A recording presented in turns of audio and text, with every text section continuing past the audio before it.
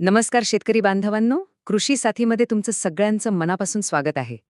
तुमच्याही व्हॉट्सॲपवर किंवा फेसबुकवर तो मेसेज आलाय का की महाराष्ट्रावर अवकाळी पाऊस आणि गारपिटीचं मोठं संकट घोंगावतंय? खरं सांगायचं तर ह्या बातम्या बघून मनात धाकधूक वाढते नाही का? हातातोंडाशी आलेला घास या हवामानामुळे जाईल की काय अशी एक भीती मनात घर करून बसते. तर आज आपण याच भीतीमागचं नेमकं सत्य काय आहे तेच शोधून काढणार आहोत. पण पुढे जाण्याआधी एक छोटी पण महत्वाची गोष्ट.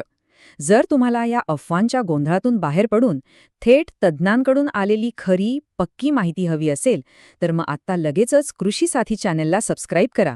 आणि हो, ते बेल आयकॉन दाबायला विसरू नका, कारण इथं तुम्हाला फक्त खरी माहितीच मिळेल. चला तर मग सुरुवात करूया त्या पहिल्या आणि सध्याच्या सगळ्यात मोठ्या चिंतेपासून, म्हणजे पावसाच्या धोक्यापासून. सध्या रब्बीची पिकं काढणीला आलेली असताना सगळ्यांच्याच मनात हा प्रश्न आहे की येत्या काही दिवसांत खरंच राज्यभरात मुसळधार पाऊस कोसळणार आहे का? काय आहे नेमकं वास्तव? तर ऐका, याचं थेट, स्पष्ट आणि दिलासा देणारं उत्तर आहे अजिबात नाही. हवामान तज्ज्ञ मानकरराव खुळे यांनी अगदी ठामपणे सांगितलंय की पावसाची शक्यता 0% आहे. त्यामुळे मनातली सगळी चिंता काढून टाका. जे काही वातावरण तुम्हाला दिसेल ते फक्त ढगाळ असेल, पावसाचा एक थेंबही पडणार नाही. मग तुम्ही विचाराल की हे ढग कुठून आले? तर त्याचं कारण आहे बंगालच्या उपसागरातून येणारं बाष्प. हे वारे साधारणपणे 12 आणि 13 जानेवारीला विशेषतः खानदेश, नाशिक, नगरपासून ते थेट कोल्हापूरपर्यंतच्या पट्ट्यात आपला प्रभाव दाखवतील. पण एक गोष्ट पक्की लक्षात ठेवा, हे वारे फक्त ढग घेऊन येत आहेत, पाऊस नाही. त्यामुळे किरकोळ एखादी तुरळक सर पडण्याची शक्यताही अगदीच नाहीच्या बरोबर आहे. चला, पावसाची चिंता तर मिटली, पण ढगाळ वातावरण म्हटलं की शेतकऱ्यांच्या काळजात धस्स होतं. कारण मनात येते दुसरी त्याहूनही मोठी भीती, आणि ती म्हणजे गारपिटीची. मनात येतं की ढग दाटून आलेत, म्हणजे आता पिकांचा सत्यानाश करणाऱ्या गारा पडणार का? त्याची काही तयारी करायला पाहिजे का? तर इथेही तुमच्यासाठी एक मोठा दिलासा आहे. तज्ज्ञांनी सर्व शास्त्रीय अभ्यास करून अगदी ठामपणे सांगितलं आहे की जानेवारी महिन्यात महाराष्ट्रात गारपीट होण्याची शक्यता दूरान्वयेही नाही. ही भीती पूर्णपणे निराधार आहे. त्यामुळे एकदम निश्चिंत रहा. आणि यामागे ठोस शास्त्रीय कारण आहे. बघा, गारपीट होणं ही काही साधीसुधी गोष्ट नाहीये. त्यासाठी ढगांमध्ये प्रचंड वेगाने वर जाणारे वारे, भरपूर बाष्प आणि गोठवणारी थंडी, या तिन्ही गोष्टी एकाच वेळी एकाच ठिकाणी एकत्र याव्या लागतात. सध्या आपल्या महाराष्ट्रावर अशी कोणतीही परिस्थिती नाहीये. सोप्या भाषेत सांगायचं तर गारा बनवण्यासाठी लागणारा कच्चा मालच उपलब्ध नाही. ठीक आहे, आता या तात्पुरत्या चिंतांमधून बाहेर पडूया आणि त्या मोठ्या दूरच्या भीतीबद्दल बोलूया, जी जगभरातून आपल्यापर्यंत येऊन पोचली आहे.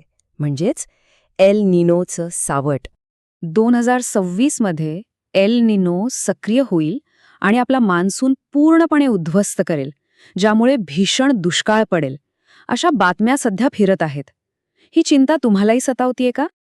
इथेच आपल्याला अफवा आणि वास्तव यातला फरक समजून घ्यायचा आहे.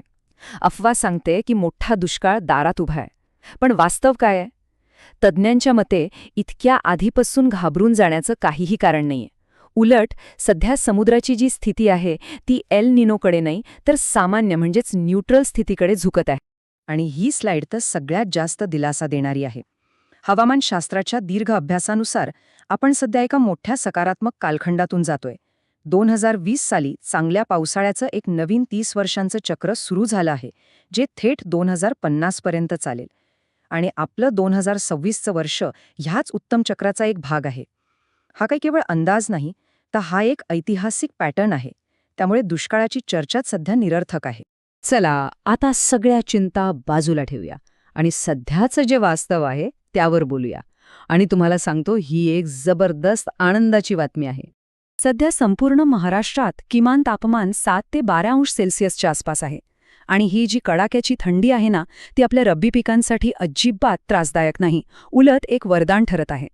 या थंडीचे फायदे ऐकून तर तुम्ही खुश व्हाल. 1. या थंडीमुळे गहू आणि हरभऱ्यासारखी पिकं निवांतपणे पोसली जातात. दाण्यांची गुणवत्ता सुधारते. 2.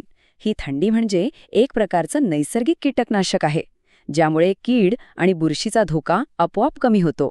आणि 3 म्हणजे पिकं अकाली पक्व होत नाहीत. त्यांना पूर्ण वाढायला वेळ मिळतो, ज्यामुळे उत्पादनात थेट वाढ होते. म्हणजेच कमी खर्चात जास्त आणि दर्जेदार उत्पन्न. मग या सगळ्या माहितीचा आपल्यासाठी अर्थ काय? आपण नेमकं काय करायला पाहिजे? आपली कृती योजना अगदी सोपी आणि स्पष्ट आहे. पहिलं आणि सगळ्यात महत्त्वाचं, अजिबात घाबरू नका.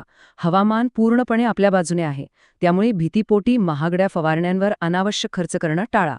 दुसरं, पूर्ण आत्मविश्वासाने कापणीची आणि इतर कामांची तयारी करा, कारण पाऊस किंवा गारांचा धोका नाहीच. आणि तिसरं, व्हॉट्सॲपवरच्या अफवांना डिलीट करा आणि फक्त खऱ्या, विश्वासू तज्ज्ञांवरच विश्वास ठेवा.